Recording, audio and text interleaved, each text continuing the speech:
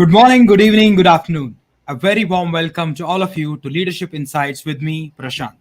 आप सबको मेरा प्यार भरा नमस्कार. As every week, with the promise of bringing in an interesting guest who will share with us interesting perspectives, some insightful perspectives about leadership and about life, we are back with this week's episode. This week, we are going to focus on the power of questioning, and we are also going to talk about how questions can impact and shift the culture of an organization. Now, when I got to know about this and I read it in her book, I started thinking how powerful it could be to understand the power of questions. And if, as leaders, if, as people, we understand the skill of questioning and how we can use that to bring that shift in our life, in our organizations, it would be amazing. So I reached out to our guest, and she was kind enough to say yes to come here and share her perspective, her insights with us. So let me tell you a little about our guest. She is a keynote speaker and a corporate educator on leadership, team effectiveness, and culture. She has authored three books: Stop Talking, Start Asking, 27 Questions to Shift the Culture of an Organization, Wake Up to Your Life, and Success is a State of Mind. All three sound very interesting. She is the president and founder of Workshop University, a training and consulting division of our business. And since I've interacted with her a couple of times now, I can tell you she's a very vibrant person and she likes to travel and she is full of life.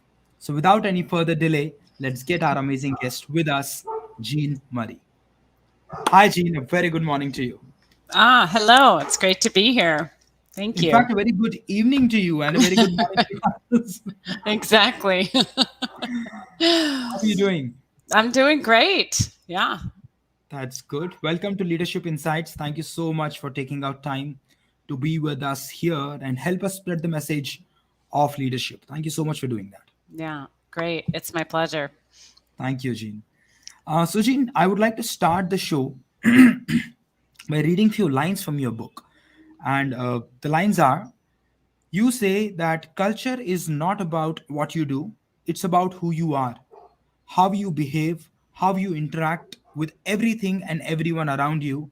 It's about how you relate to your place of work, the people you work with, the people you serve, the process you follow, the technology you use. Culture is a relationship. Culture is about being, not doing. Yet, in our fast paced, need it done now world, we have become human doing machines. We start our day writing to do lists and focus the rest of our day on checking each item off. We get frustrated when issues take us away from our list because we secretly crave that shot of dopamine, that feel good hormone we get when we check an item off. It's like a shot of adrenaline that inspires us to tackle more. It's no wonder why, at the end of the day, we have very little energy for those we say we care about the most: our partner, family, and friends. Beautiful lines, Jean. Now, to start this conversation, can you please tell us more about the context behind these beautiful lines? Sure. When I first thought about writing the book, which is really a book of questions, I started realizing when I started categorizing these questions, this was all about pieces of your culture. And and so the book sort of shifted from questions to culture. And one of the biggest drivers to that was that culture to me is about who we are, and questions really uncover that. And so, the context of that start of my book is to set the premise that we think of culture as all the different things that we do inside of a company. But if we really look at culture, I think of it as how we relate to everything, how we relate to people, how we relate to our peers, our customers, our colleagues, how we relate to our own work, how we relate to success, how we relate to our values. And so that's why I set the stage that it's really a relationship versus things that you do. It's who you are, it's your beingness that creates the culture. And so that's really the context of the book, and I set that up front to really almost put the reader in a different frame of mind. And that's actually what questions do too. True. So, Jean, when you say relationship with these things that you talk about and how you relate with them, what do you mean when you say how you relate with them? Well, it's like I'll give you a question. So if I asked you how you relate to money, there's a relationship you have with money, right? Hmm.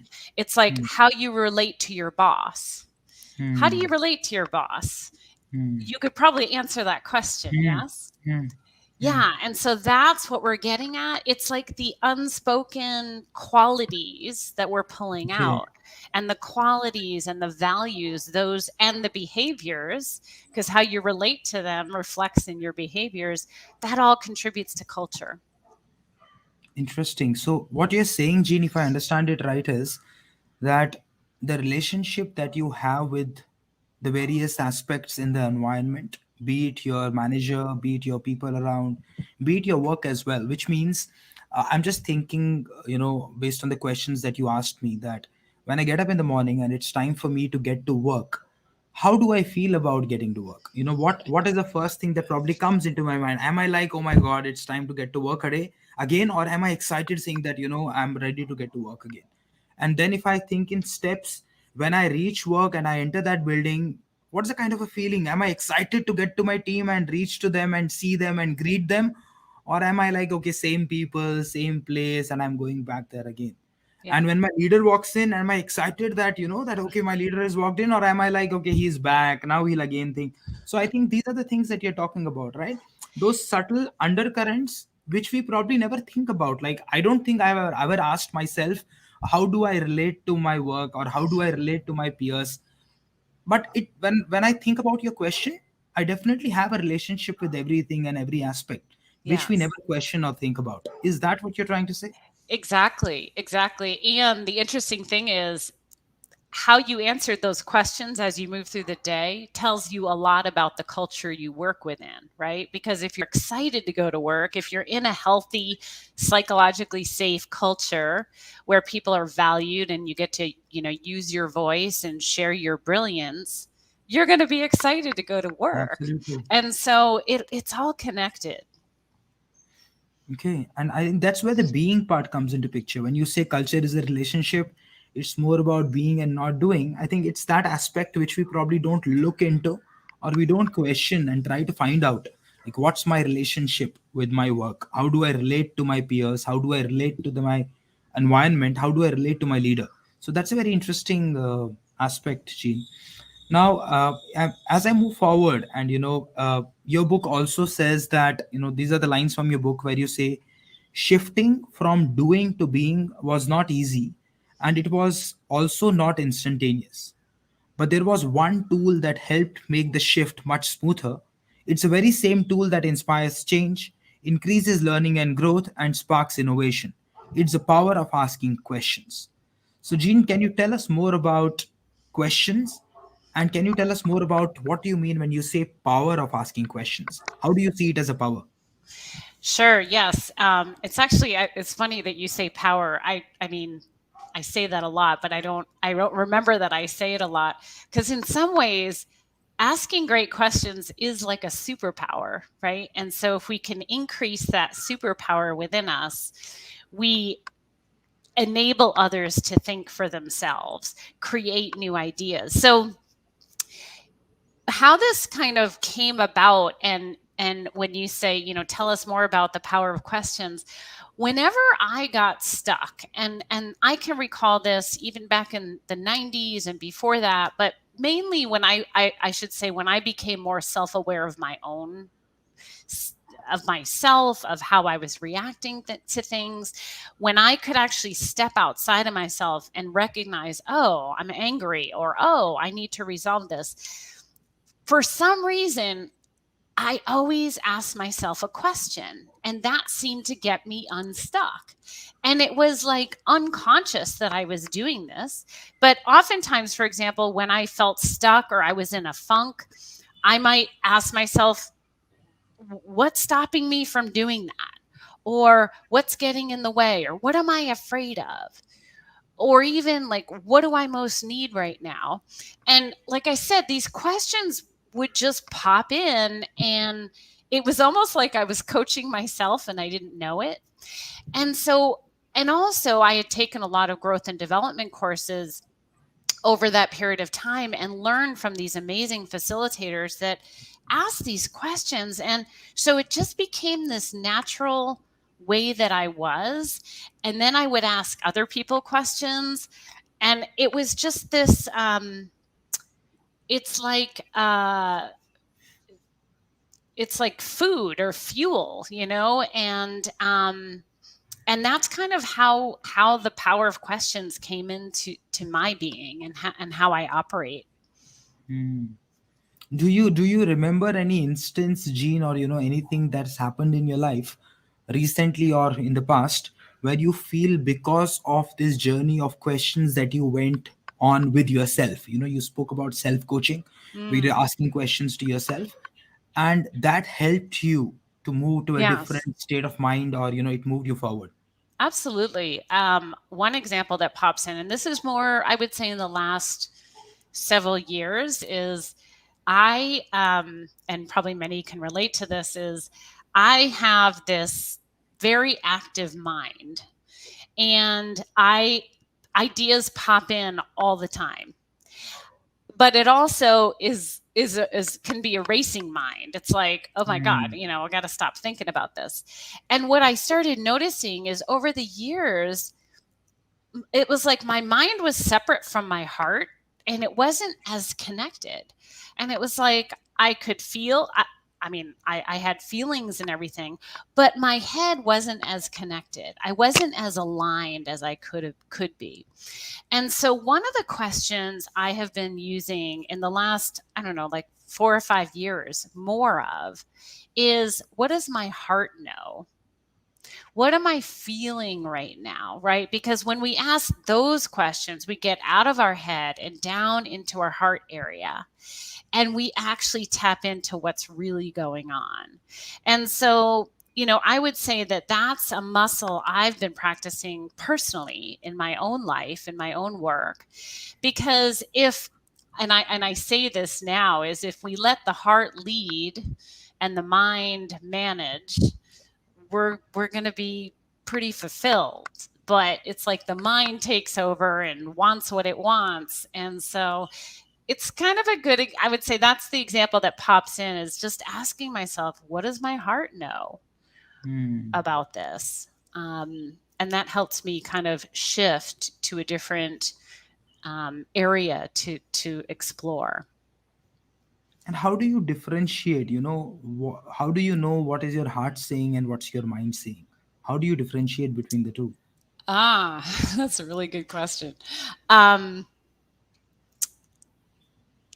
the way that I can tell is, and I'll answer this in the opposite, is you usually know it. Well, I know when my mind is answering it, is it's doing the logical thing.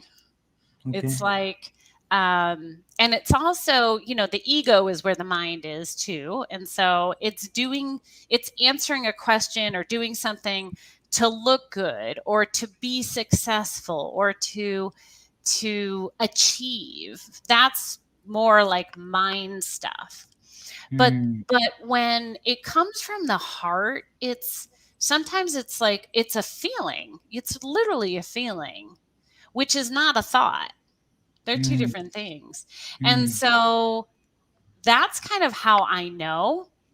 Um, and also there might be a visceral reaction as well. And so if it's really truly coming from your heart, you do often, I at least feel more of a visceral reaction, and Hmm. I feel more at peace. It's like when a decision is heart based, there's more peace in that decision, and there's not as much like a, oh, should I do it, should I not, that's like our mind questioning it. Interesting, So Jean. yeah, When I so, oh, I was just going to say, so when we ask ourselves, what does my heart know? And also, even as a leader, like, what does my heart want me to know about this? It actually brings you right to the core of what's important. Hmm.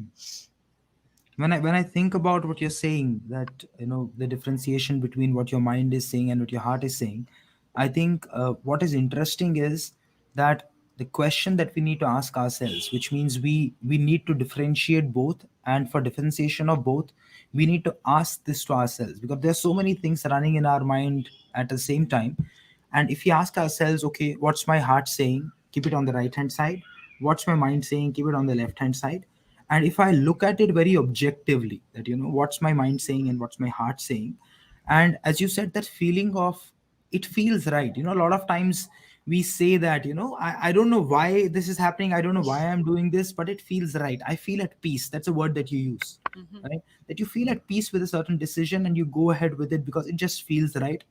And there are times when you look at the logical numbers, then the decision doesn't seem right, the logic is against it, but you still say that, I don't want to go with the logic, I want to take this call, I want to do this because that's where my heart lies and I Yeah. feel peaceful.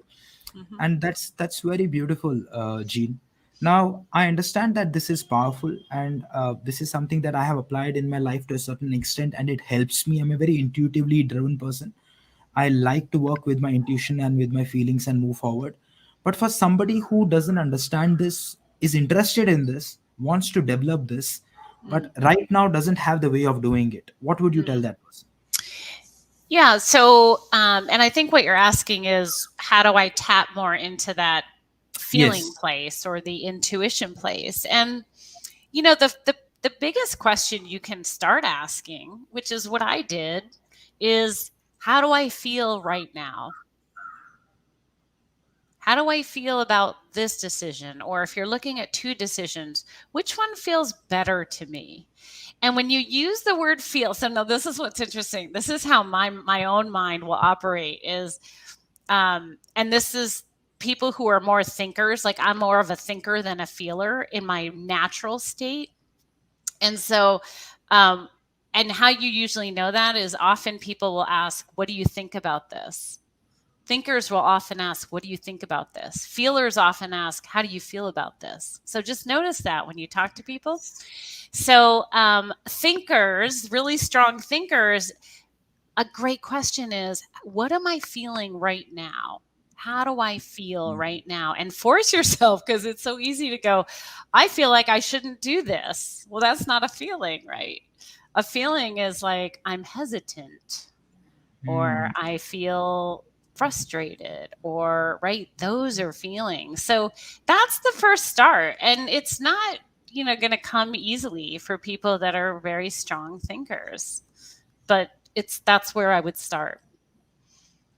Great. I think what you're talking about is so powerful, Gene, because in the world that we live in, the logic has taken over so much that the question that comes into our mind most of the times is, what am I thinking, or what are you thinking, or what do you think about it? And it's all about thinking, thinking, thinking. So it's all about that logical part. But if I ask somebody that, how are you feeling right now, I think most of the people wouldn't even know what to say. Yeah. Or how do you feel about it? They wouldn't know what the answer is to that question. And even if they answer, it'll probably be a very it won't be a very specific answer. Like how you said that I'm feeling a little hesitant, or I'm feeling a little scared about it, I'm feeling a little fearful, I'm somewhere feeling happy about it. So that labeling of emotions of how am I exactly feeling right now, I think is missing big time. Mhm. I agree to that, and I think it's mostly driven with because of the number-driven culture, because of the balance sheets, the Excels, the presentation-driven culture, where it's all about data, data, data. So the person is always thinking from a data point of view, and they're not thinking from a feeling point of view. And uh, if you ask someone how are you doing, and the expected answer is I'm all right. Nobody says I'm feeling happy, or I'm feeling sad, or I'm feeling a little anxious, I'm feeling a little scared, or I don't know how am I feeling right now, I'm a little confused. No one says this, right? Mhm. Everybody is like, I'm all right, I'm okay, you just Yeah. have to judge by their tone if they're actually all right and okay or not. Otherwise they wouldn't say it, and it's Mhm. not because they don't want to say it. I don't think most people even know how they're feeling at that point of time. So I think it Yeah, becomes but very powerful. mhm. Yeah, for sure. It's such a range of where people are at, and often what happens in the workplace. But I would say this is absolutely shifting due to the pandemic, right? The kind of silver lining that's coming out of all this. And by the way, the great resignation is happening because so many leaders are not asking those questions, and then it's too late. So the organizations that are really on board with this and have been from the start of the pandemic are the ones who tap in and check in and ask how people are doing and care about hearing the answer and dig even deeper. Like that's what keeps an employee there, is because they feel people care about them. So Hmm. all of this is really creating a huge shift in increased empathy, increased compassion, um, on the job, right? Which wasn't really there, you know, in in before the pandemic as much. True. True. I think these 2 years have forced all of us to start focusing on our feelings. I think we never focused on our feelings. So, how am I feeling right now? It was all about doing, as you said, which we discussed in the first question. It was mostly about doing that. What am I doing right now? I'm traveling to work. What am I doing right now? I'm in a meeting. What am I doing right now? I am, sitting with my people. What am I doing right now? I'm going back home. What am I doing right now? I'm shopping. So it was all about, you were always doing, doing, doing. I think this pandemic in these 2 years put us in a fixed space, and I think that it forced us to think about how am I feeling right now, because the doing aspect reduced because there was not much that you could do. You were inside closed doors in four walls. So I think it pushed people to think about how am I feeling right now, and I'm feeling anxious, I'm not feeling very happy, I'm not happy with what I'm doing, I'm feeling pressured, I'm feeling stressed. And I think everyone got aware of the mental health aspect a lot. To what you're saying, I think this pandemic, the silver lining out of pandemic was that probably we got more aware of how are we feeling, Hmm. and most of us got aware that we're not feeling great.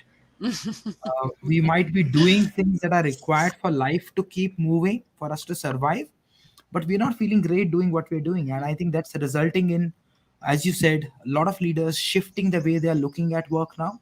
Their conversations with people are more empathetic, more compassionate. I think organizations are looking at that very seriously. And people who have gone below probably a certain saturation point are part of this resignation that's Hmm. happening. And they're like, enough is enough. I Hmm. don't feel great. I don't see that I would feel great anytime soon if I continue to be here. Hmm. I need to move out. And Yeah. I also feel a lot of people don't know where they are going in this great resignation. But what they know is that this is not the right place. Yep. I don't know where will I go, what will I find, but this point where I am at is a place I need to leave and get away from.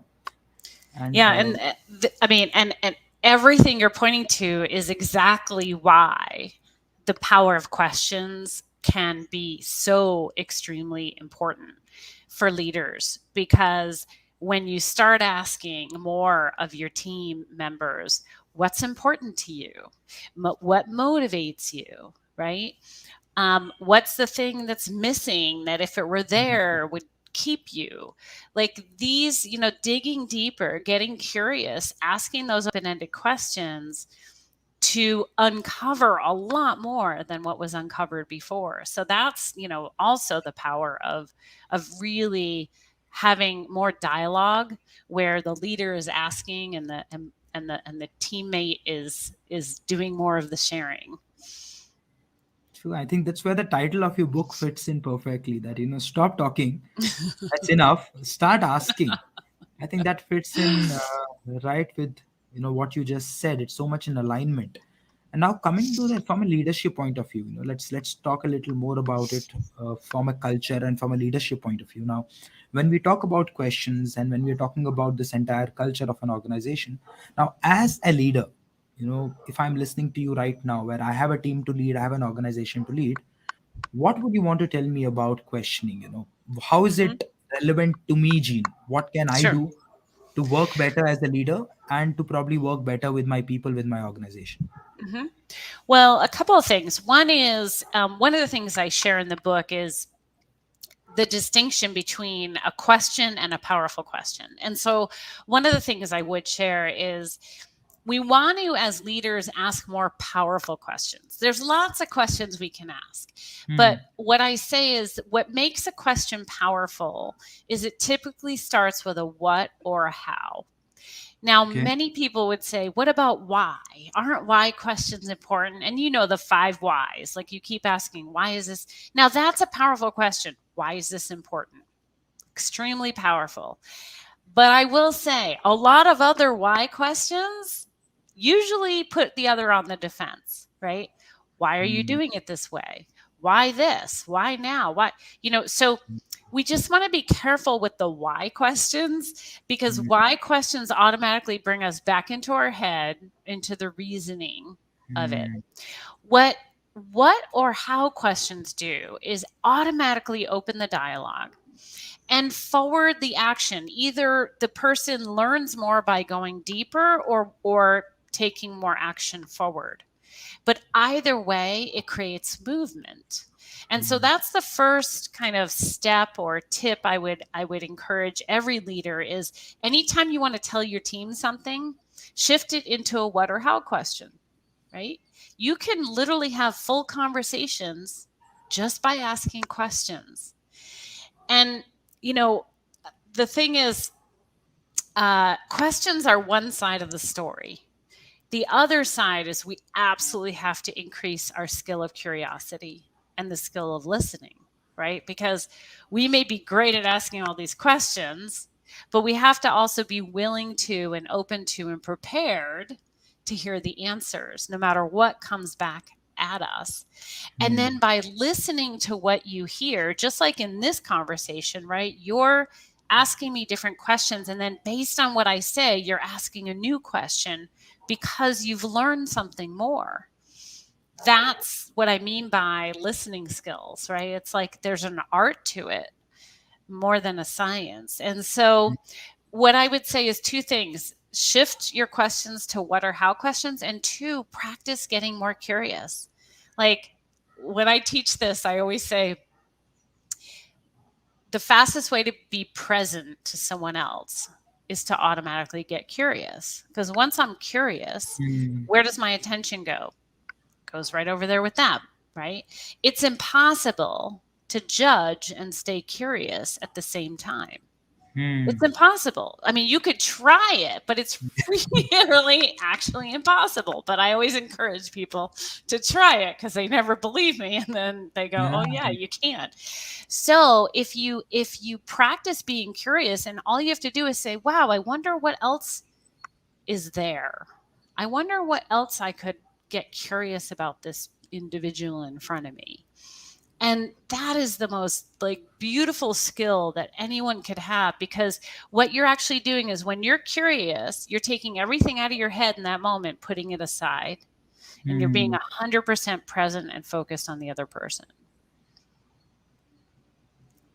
And now That's when what we're talking true about, hmm, Oh, I was going to say that's what true listening is. hmm.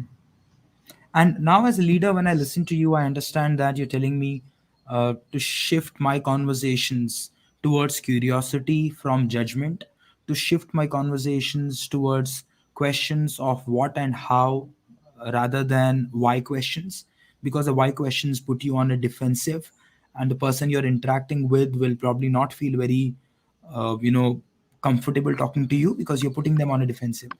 And what I'm thinking right now is the way I'm working right now, if I shift to being in a questioning mode, would it get annoying for people that this is a guy who only questions because I need answers as well? So if I only shift to questions, wouldn't it annoy people? So, yeah, there's a time and place for telling someone what to do and asking questions. Here's the interesting thing is, so when I teach influencing skills to leaders and also coaching skills, it's a similar exercise. I literally have them pair up and they each think of a challenge that they're faced with and they coach each other on that challenge. And the caveat is they can only respond with questions. Now, when they're in that exercise, it's a little weird because they're like, "Oh my god, I don't know what to say," and then they just pause and they ask another question. But every single time when I ask the recipient, the receiver, how was that exercise for you? What did you experience? 100% of the time, people always say, wow, I haven't had that kind of conversation in a long time. I felt completely heard. I felt listened to. We went deeper in the conversation. So it's one thing to interrogate, right? To interview someone and just have this lineup of questions. But that's actually not what I'm talking about. Hmm. It's like this conversation we're having. It's just flowing. It's natural, but it also comes from a place of genuine curiosity. So Hmm. when you come from that place, the other person can't help but enjoy it because they get to share more about who they are and what's going on for them. So, bottom line is obviously based on the situation, of course, when you close in on a conversation, you're actually getting to more telling mode, right? Directive mode. When you're facilitating a session, you're building consensus. Toward the end, you're going to be really getting. You're not going to be opening the conversation up. That's really important Hmm. to just notice, like. Be aware of, okay, this is the time in the conversation we really not need to lock this decision in. So at that point you might be saying, hey, well, okay, here's what I'm hearing. We've decided this is what we're going with, these are the steps we need to take, and then you don't open it up again, right? This is the so again, I'm talking about kind of coaching, facilitation, influencing, but they all start from the same premise of asking powerful questions. So let's understand how do I do this now. What's running in my mind is I bought into this concept, Gene. I understand what you're saying, and I understand the power of it. I understand the importance of it, and I want to make that shift now. So can you tell me how do I make that shift? What do I do? Do you make the shift of asking more questions on the Yes, job? get more Yeah, into the I would just question. yeah, I would say I would just give you one exercise, which is um, to get more curious. Because if I literally said, if you were managing or leading someone on your team, and you said to me, I'm really challenged with this individual. They're not performing at their best. I'm not sure what's going on for them, but they keep missing deadlines, right? So then I would ask them, well, what if you were to get curious about this individual, what might you want to know? And guaranteed you come up with a question. Great, go ask them that question, right? Now, when I teach this in my programs, I have a slew of questions. Like I have 2 sheets, literally, of questions based on categories. And I tell every single person in that program, this is not a recipe, right? Because they're like, all right, cool, I'm great. I got all my questions. It's like, no. So I also encourage people start with one question. Just start Mm, with one. Like, yeah, there's 5 or 6 questions related to getting clear about an issue or resolving an issue, but it's not a recipe because that dialogue can mm, go just about anywhere. That's why, it's funny because when you say, well, how do I do this? Well, that's why I say it's an art and a science. The science is to get more curious. The science is, yes, there's a set of questions that you can start with. And then you've got to really practice and tap into listening mm, and really hearing what the person is saying and what they're not saying. mm. Right. So that's about being 100% present. Great. So, Gene, when I'm thinking about what you're saying, and I'm trying to absorb this information, what I could also see is important, or I would want your perspective on it. Is while I'm thinking about staying curious and asking questions to others, it's important for me to be also aware of what are the questions I'm asking myself, because Mhm. that will create and direct me towards the questions that I will be asking others. Sure. Yeah, absolutely. Whatever tools that work for you in terms of helping to come up with these, That's great.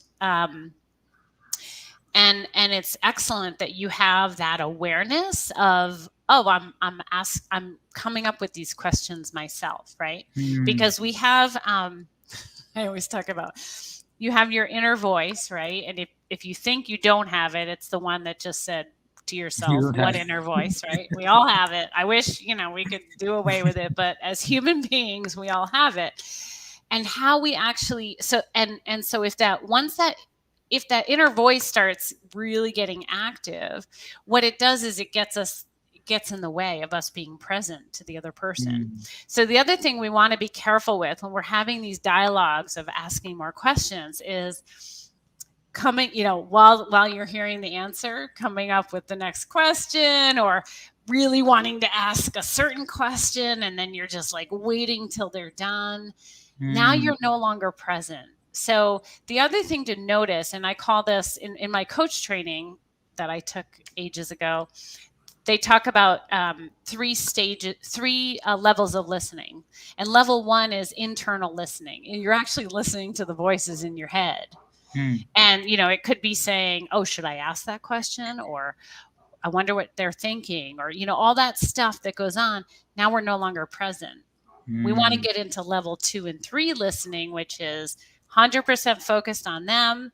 And then level 3 is tapping into your intuition, right? There's like Hmm. environmental things, noticing what else is going on around you that's Hmm. contributing to the conversation. So there's all of these dynamics happening. But the more, bottom line is the more we can be aware of where we're at in a conversation. Hmm. And this takes rigor. I mean, this didn't come naturally to me. It doesn't come naturally to Hmm. people. So it is a rigor. And that's actually why I do those exercises in my programs, because it's like a rubber band. You got to, if you stretch it really far and challenge people, then, when they come back, they're definitely further out than where they were. I Um, understand. so yeah. True. And Jean, when I think of this conversation that we have in our mind, we're talking about questions of being aware of what am I telling myself, the inner voice, and that will direct and create my conversation with others. I'm just thinking in my mind, what could that be? For example, if you report to me and if I'm your leader, I look at you and you don't look that great to me. Something is wrong. It's that comes to my mind. Mm, The question that I ask myself is, if it is that, uh, how do I get her to her best state so that she can perform well throughout the day and the productivity does not suffer? mm-hmm, Or the question I could ask myself is, she doesn't look great, maybe something is bothering her, I think I should check if I there is something I can do to help. mm-hmm, So these two questions are so different from each other, and they will mm-hmm, decide my conversation and the questions that I would ask that person, and the mm-hmm, entire feeling that we spoke about. The entire feeling that will be a part of that process will be determined. Am I am I objective driven, where I somehow want this person to feel better so that my productivity does not suffer and they perform best for the day? Or am I coming from a compassion and a concern point of view, where my team member is not feeling great and I want to understand what's happening mm, and how can I be of help? So I think that those questions that I'm asking myself matter a lot to direct the mm-hmm. conversation, right? Yeah. And, so what does your heart know about that scenario? What's your heart say? Which question to start with? The one where I'm concerned and I want to understand what's happening and if I can help in any way. Yeah. Okay, great. Then that's the question I would start with. Because Hmm. inevitably, when you start with that, you're going to get to your other question. True. So, um, yeah, And I that's mean, that's so beautiful, that and that's something that a lot of people do not understand, that if your conversation is happening through compassion and concern and care, performance will happen. But hmm if your conversation is only because of the performance that you want to hmm get done, you're missing out on everything and the performance will suffer, yeah. and you will not know why is that happening. Now hmm that's great, Gene. Now, Gene, you spoke about powerful questions. You said that there are a lot of questions that we can ask and we need to be in questioning mode. But when you say powerful questions, what do you mean? How are they different from generic questions that we ask? Yeah. So basically, they typically start with a what or a how. Okay. And as I said earlier, some why questions are powerful.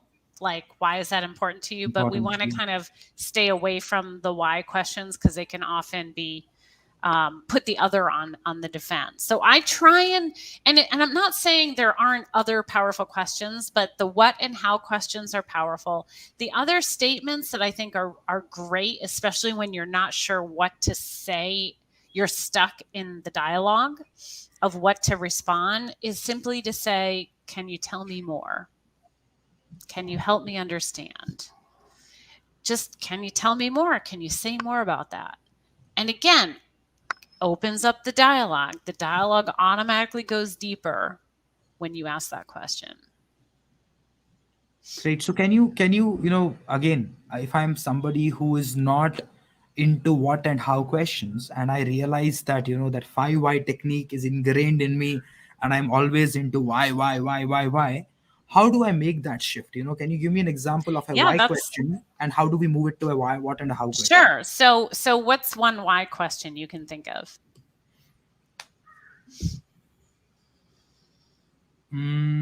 Why am I feeling this way? Okay, great. So I'll normally I would ask you to shift the question yourself, but I'll give you some examples of. Thank you. So why do I feel this way? That's your question, right? That was what you, yeah. Why do I feel this way? So here's the thing. Why do I feel this way? Automatically keeps you up here, right?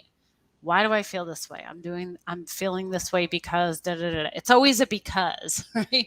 And Hmm. anytime there's a because, it stays up here in the analytical mind. So instead of why do I feel this way, you could say a different question, a what or how question might be, what's getting in the way of me moving forward? Or what am I feeling right now? What am I really feeling right now? Right? Or another a how question might be, how can I shift this feeling? What do I need to let go of to feel better? What's one thing I Hmm. can take on, right? So Hmm. do you notice that all those questions I just shared actually creates movement in some way? Hmm. Why do I feel this way is just like the rambling in our head. So that's what I mean by shifting why questions. And we do this in my training. We literally go through why questions and people guess what or how questions, it's a rigor. It's like anything. It's like a new muscle to practice. Great. Another question I can think of, probably is as a leader, I'm thinking that, because in an audience, people will be listening to it from a leadership point of view, would be that, why is this team member of mine not performing instead of me Exactly. doing so many things? Perfect. I That's exactly the one I have in my training, right? And so a different question is, what's stopping you from? What's getting in the way of meeting that deadline?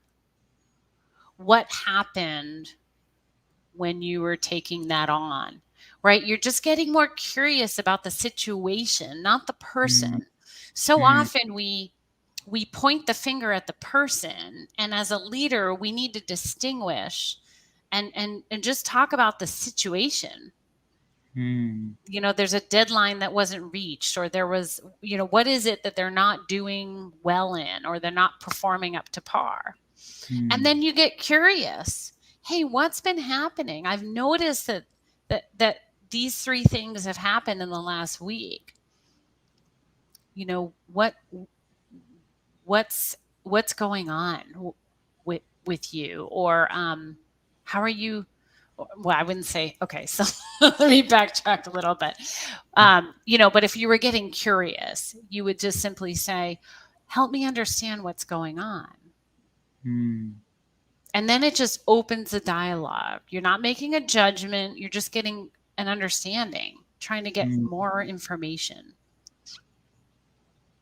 Interesting, Gene. And the pattern which you're telling us is becoming more obvious now, that when we ask more why questions, we get stuck in the problem zone, and we in fact dig deeper and get deeper into the problem mode, and it makes us stuck and restricted in many ways.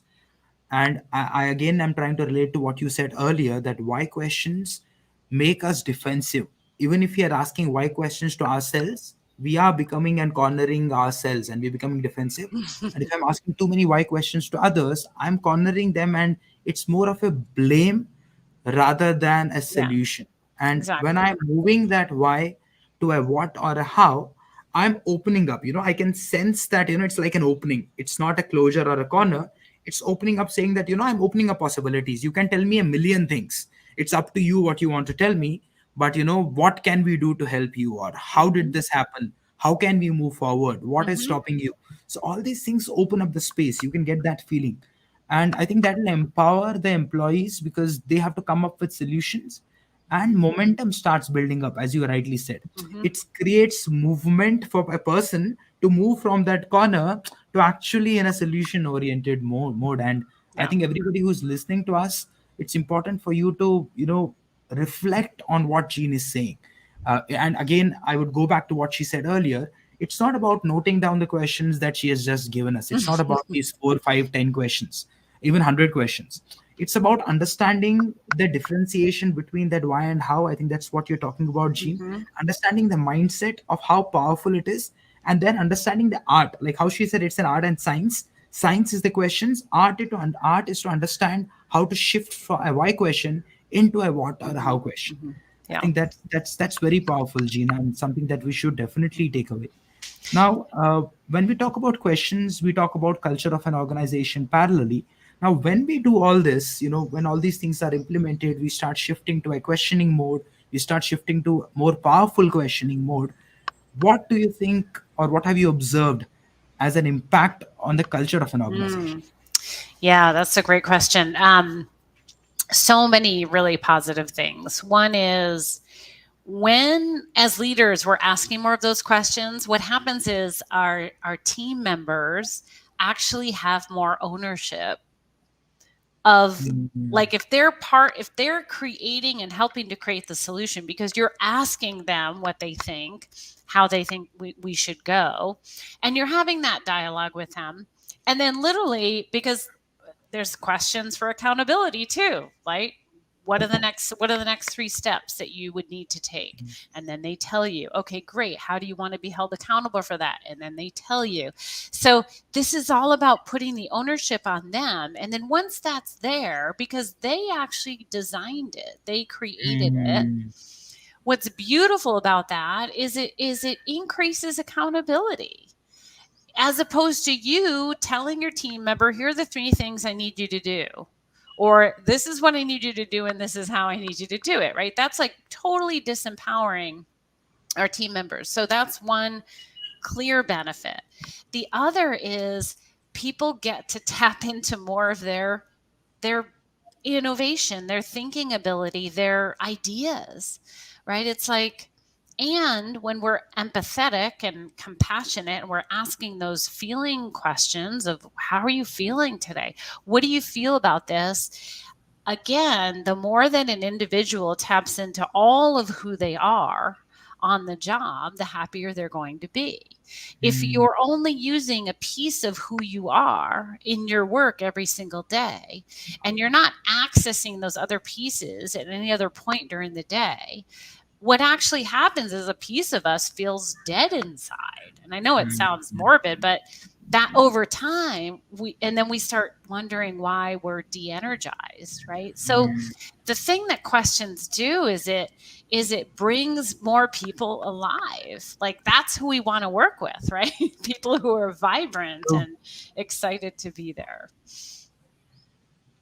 okay, Gene. So a lot of leaders talk about this, that we want to create a culture of ownership. We want to create a culture of accountability. We want to create a culture where people bring in their best to work every single day. But I'm not able to find such people. I have people who don't take ownership. I give feedback. I talk to them. I tell them what to do. I show them what to do. But still, they're making the same mistakes. It's not happening. And a lot of such complaints that people get stuck in. A lot of leaders face these issues. And what you beautifully said addresses all of these. That The reason those things are happening is because you are talking and you're not asking. So stop talking, start asking questions, right? I think that shift that you spoke about, and what is powerful in this entire thing is when you ask these what and how questions, is what I'm observing from what you're saying is, one, you said it builds partnership, which means you create a solution together. So I don't come out from a meeting thinking that, oh my god, he's again give me 10 different tasks to do. You're excited that there are ways that we created together to move forward and to do things, so you are involved in that, right? And then you have been asked, how would you want to be held accountable? You have been asked, how would you like to take ownership of this? You have been asked, what are the next three Mhm. steps that you would like to take? So you have decided everything. So you don't come out of a conversation thinking, I've been dumped with so many things to do, Yeah. I've been told what to do, but this is not what I want to do or how Right. I want to do it, because you co-created that entire Yeah. process. So that Yeah. sense of ownership and accountability comes in. You wanted to say something? Yeah, so I love what you're saying because it's so completely counterintuitive as leaders who have we have very little time, right? We have so much Mm, time during the day. And it's just like coaching skills. Like, oh, I don't have time to coach. But the thing is, if you don't have time to ask these questions, you're either going to bite the bullet now or later. Like you're so actually, believe it or not, when you become better at asking questions, your life gets easier as a leader because the ownership is happening all over there. It's mm, it's like it's like facilitating a meeting. If you've got the right process and really great questions to kickstart and your listening skills are great, you're not doing a lot of work in a way. The people in the meeting are doing a lot of the work and the mm, discussions. Now, by the way, holding that space and being the person who asks those questions that takes mastery.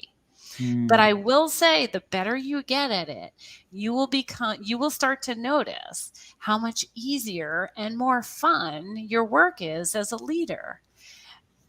So, but you have to put in the investment up front and take those conversations, take a few of them a week. I always say start small, just take a few conversations a week and say, you know what, I'm Mm, going to practice asking more questions in this conversation. Doesn't have to be everybody and every conversation. And then the better you get, your listening skills increase and then it becomes easier. true. And what it also does, Gene, which you very rightly said, and a very powerful thing, we also discussed it before the show. And I don't remember the exact sentence that you said because that made it sound very powerful. But I would say it, and you'll probably remember what we're talking about. You said that, when we shift to the culture of asking questions, it helps people to bring their entire self to work, which means not any part of them is not dead.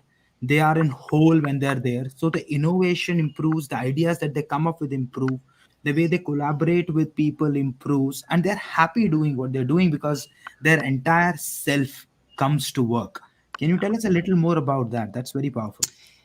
Yes. So, and I learned this personally in my own career path is, when I moved up the corporate ladder and when you get to be fairly senior in the organization, you can often feel like you have to be somebody. Like you've got to be a Hmm. certain way when you're at that level. And what I started noticing even in myself is, I might be less playful or less funny or less fun, right? And that's part of who I am. Like that's who I am as a leader, that's who I am as a person. But I got real serious and professional. And, I had this conjured up in my mind. And then over time realized, God, there's a big missing piece here, right?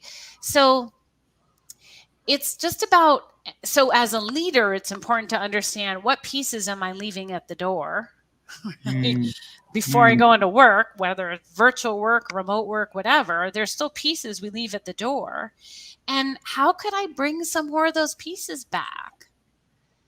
each day? Like, how can I inject more of that in my work? What's the quality of that that's important to me that I can bring into my work? Because the more you as a leader bring more of you to work, the more you give permission for your team to bring who they are, all of who they are to work. So, it's just it's a beautiful side effect when you do that as a leader yourself. True. And two questions that are running in my mind, which are so powerful, are one, what are the pieces of me that I am leaving at the door? Mm-hmm. And then moving to a question, how do I get those pieces one by Mm-hmm. one back inside? Exactly. Yeah. And that will bring in my whole self.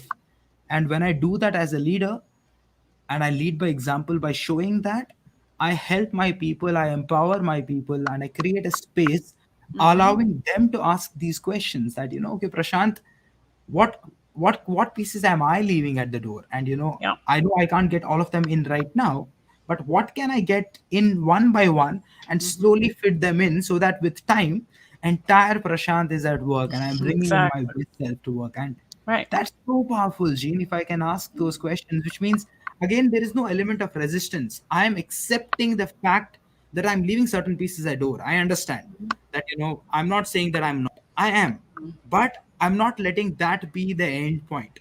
I'm constantly also checking with myself that I don't want to be this way, but right now probably I need to be this way because I don't know any other way. So my question is, how do I get them in one by one? It might take me weeks, it might take me months, Mm-hmm. but in a few months I will be whole. That journey needs to start, and that's damn powerful, Gene. Thank you so much for sharing Sure. that with us. And I can think of how it will impact the culture of my team and organization, where Mm-hmm. I'm allowing people to be themselves with an acknowledgement that I know that you're not being yourself.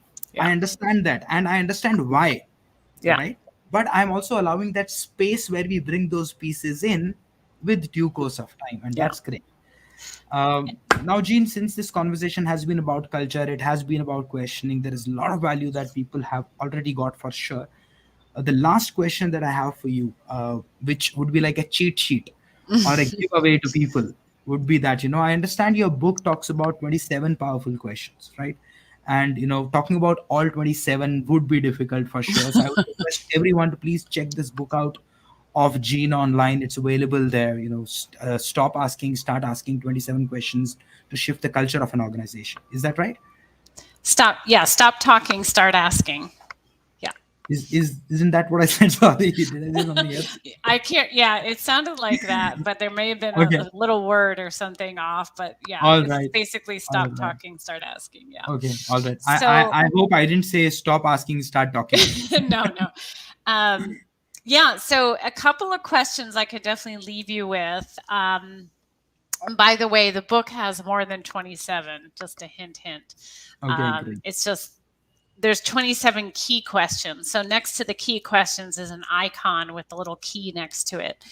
But there's many more because, I'm a kind of a, obsessed about questions. So I'll leave you with a few. Yeah. And these are kind of based on scenarios. So to help unlock more talent on your team, a great question to ask, and this is part of my sketch note on psychological safety, is what's one gift, skill, or talent that you have that I've overlooked, undervalued, or underutilized, right? That's a great question as a leader. You can ask any of your team members in your next one on one. Hmm. Another question to help understand someone, the other person's needs is what's one thing, if it were in place, could make a huge difference in your work, right? So now you're getting at like, oh, what does this person really need that I don't even know about? But if it were there, it would make a big difference. Hmm. And I shared this one earlier in our dialogue around when someone is maybe not performing at their best, or you're not getting what you need as a leader. The best question to ask is what's stopping you from, and then fill in the blank, right? Like Hmm. what stopped you from making that call? What stopped you Hmm. from letting me know that you weren't going to make the deadline? Hmm. Right? that now you're getting underneath what's really going on. And then I love, and I kind of used it just a moment ago, is you can insert the word really into any question Hmm. and make it even, and what it does is it brings the question to its core, right? So if I asked you, um, what do you want? What do you want this year, Prashant, as your goal? Or what's your big goal, right? And then if I said, what do you really want? Hmm. Now you're going to get a different answer, right? So I love using that kind of, it's a great coaching technique too. And then the last one is in the last chapter of my book. And every chapter is independent. So the beautiful thing is you can just go right to a separate chapter. You want to increase the culture of self-awareness, go to the awareness chapter, or, and so on. And the second to last chapter, somewhere at the end, is the culture of shared success. And this, to me, is a question I've been teaching for years, and it helped inspire me to write the book because there are some questions that literally, if everyone in the company asked, the company would completely shift. And I'll share that one question with you, which is, how can I make you successful? Now, the interesting thing about the question is, I'm not asking it to anybody. The way you use that question is you think of every team member, you think of your boss, you think of your customer, and you just think about them for a moment. You go, God, how can I make them successful? And then Hmm. whatever answer comes up, you just go do that. So it's not a dialogue. People get it mixed up. They're like, oh, I'll ask my team member that next. I'm like, no, no, no. But can you imagine if every single person were walking around with the desire to make everyone else successful? What Hmm. kind of culture that would create? Hmm. Right? It's like it's incredibly powerful. And so I always, it's a question I encourage every leader to take on and see what starts to shift on your Hmm. team and in your relationships with your team and relationships with your peers and colleagues and your boss or your. All very powerful questions, Jean. Very, very powerful. And I hope everybody who's listening makes a note of this while you're watching it now in live or recording later or on the audio podcast. Make a note of these questions and try to understand how powerful these questions are, the intention behind these questions, and what difference these questions can bring. And refer to more questions in Jean's book. That's my request to you, because questioning is a very powerful technique. And if there is somebody who has put in their work in understanding that, and it's giving you like in an encapsulated version, it's always easy to just get it from there, because that will get your thoughts flowing again. There is a science to it for what she's done, but when you practice it, you'll have to build that art on your own. This is just the science part of it, like how Jean says. And that question, where you saying what do you want and what do you really want, I remember you used it earlier when you said, how are you feeling, and then you said, how are you really feeling. And these are so different from each other. They might sound very similar, saying that, what's the difference, but again, the art of it, when you put it in practice, we will see the difference as you put it in practice, and Mhm. that's what makes it powerful. So, thank you, Jean. A great conversation, very deep, very insightful, very free flowing conversation. I'm sure everybody who's listening to us now and will watch and recording will get a lot of value. So, thank you so much for your time. Any last thoughts that you would like to share before we end today's conversation? Well, first of all, you're most welcome. It's been a pleasure. I love these dialogues. And yeah, I would just leave people with just practicing getting more curious about everyone that you work with and interact with. And when you do that, you'll just start asking more questions naturally. So, Get curious. That's a powerful message. And everyone who has joined us, I can see a few comments that you've gotten here. Kuldeep says hi. Hi Kuldeep, a very good morning to you in India. Papa Petra says good. uh, Kuldeep says culture is a spirit of an organization. And Sachet says good morning. A very good morning to you, Sachet. Anirvan says hello and greetings to all. Hello to Anirvan. So these are the people who are listening to us right now or who are putting comments. So thank you so much, everyone. And I always say this that the show is nothing without you.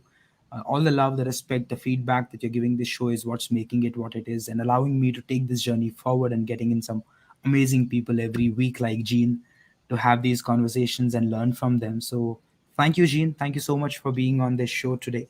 Hopefully, I'll see you again sometime in the course of our journey of this show in the further seasons. And thank you, everyone who has joined us today. Thank you so much. Stay safe, take care of yourself, and I'll see you next weekend with another guest where we'll get deeper into leadership and I'll try to bring in some interesting perspectives again. Till then, take care. You have a great weekend. And I would like to end today's conversation by saying, stop talking, start asking. Take care. Goodbye.